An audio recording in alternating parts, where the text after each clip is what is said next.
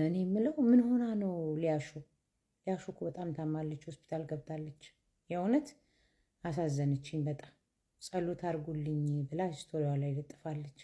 ዩቲዩበሯ ታማለች አሉ፣ ግን ውሸቷን ነው መሰለኝ። ጠዋት እኔን ቀጥቅጣ በማታው ላይ ታመመች አሉ። እኔኑ ምን ትመስላለች?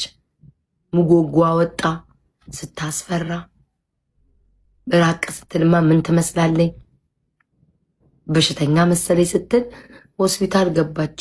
እኔማ ለሰው ሞት እንደሷ ክፋት ቢሆንማ ኖሮ በሶሻል ሚዲያ ስሟ በተለይ ደግሞ በዩቲዩቧ ሊያሾ በመባል የምትታወቀው በትክክለኛ ስሟ ብሩክታዊት በቲክቶኳ ያጋራችው የስቶሪ ጽሁፍና የስቶሪ ምስል እጅግ ብዙዎችን ያስደነገጠ ነበር።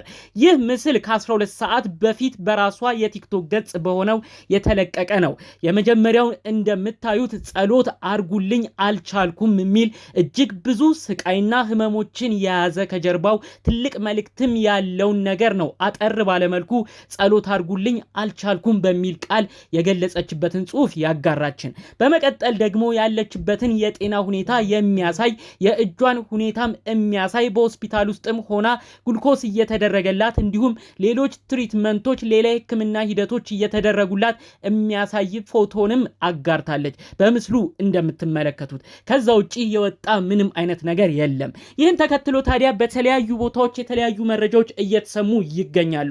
ዩቲዩበሯ ሊያሾ ቀን በነበራት የላይቭ ቆይታ ላይ ብዙ ነገሮችን ተናግራ እንዲሁም ብዙ ቪዲዮዎችን ሰርታ ማታ ምን አይነት ነገር አጋጥሟት ነው በዚህ ያህል ደረጃ የሆነችው? ምንስ መከፋት ውስጥ ብትሆን ነው አልቻልኩም ብላ ሀዘኗንና ያለችበትን ከባድ ጭንቀት የገለጸችው ሲሉ ብዙዎች ጥያቄ ሆኖባቸዋል። ጠቅለል ባለመልኩ እንግዲህ ከሰሞኑ ብዙዎችን እያነጋገረ ስለነበረው ስለ ዩቲዩበሯ ሊያሾ በተመለከተ አዳዲስ ጉዳዮችን ይዘን መተናል። ሰላም ጤና ይስጥልን ውድ ሀገሬ ልጆች በያላችሁበት ሰላማችሁ ይብዛልኝ።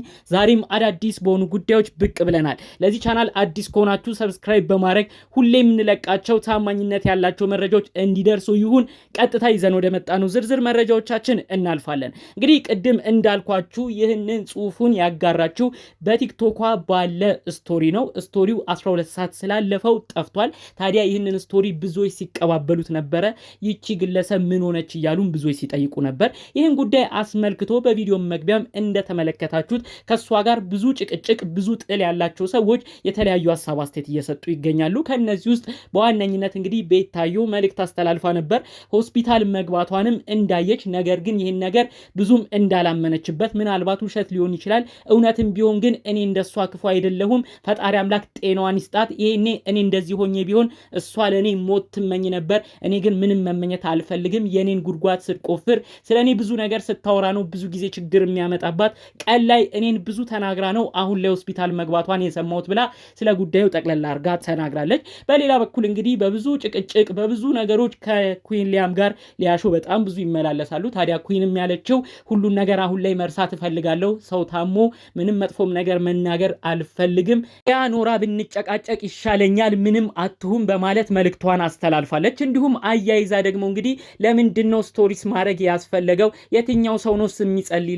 እዚህ ሚዲያ ያለው ሰው እኮ ብዙ ስድብን አንዱን ብዙ ነገር የሚነጋገርበት ነው። ብቻ ፈጣሪ አምላክ ለልጇ ሲል ለኬኳ ሲል ምንም አያድርጋት። እኔ ምንም መጥፏን ማየትም አልፈልግም።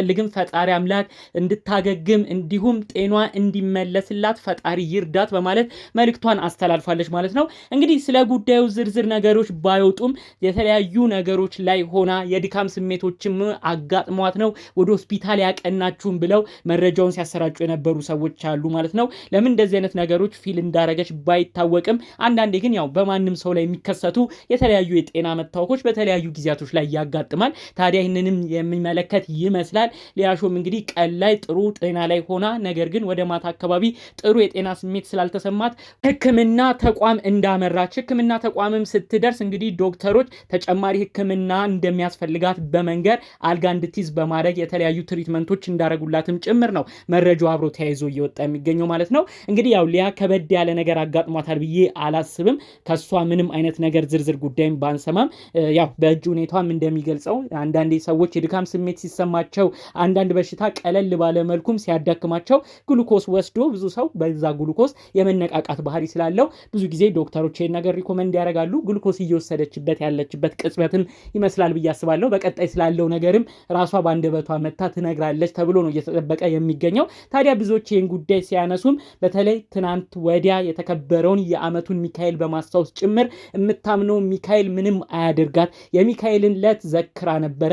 ሊያ አንዳንድ ስራዎቿ ቢያናድድም ተቸት መናገር የሌለባትን ሰዎች ብትተችም በዛ ሁኔታዋን ብታናድደንም ምንም አይነት ክፉ ነገር ባይገጥማት ጥሩ ነው። በተለይ ለልጇ ስል ፈጣሪ አምላክ ያቆያት ምንም አትሁን በማለት መልእክታቸውን ሲያሰሙ ነበር። እንግዲህ የቅዱስ ሚካኤል ዓመታዊ በዓል ላይ አርብ በነበረው ላይቭ ላይ በጣም ብዙ ነገር ስትናገር ነበር። ፈጣሪ አምላክ እኔን ይጠብቀኛል፣ ልጄን ይጠብቃል፣ በሁሉ ነገር ሲጨነቅ ቅዱስ ሚካኤል ነው የምለምነው፣ ቅዱስ ሚካኤል ምንም አሳጥቶኝ አያውቅም፣ ይክበር ይመስገን ሁሉ እያለች መልእክቷን ስታስተላልፍ ነበር። እንግዲህ የምታምነው ሚካኤልም ከዚህ በሽታዋ ድና ለመመስከር እንዲያበቃት የእውነት ከልብ እንመኛለን። ሊያ በብዙ ነገር ነው የምናውቃት። ከዚህ በፊት ከሶሻል ሚዲያ ጋር ባላት ቁርኝነት ከ10 ዓመታት በላይ ነው የምትታወቀው።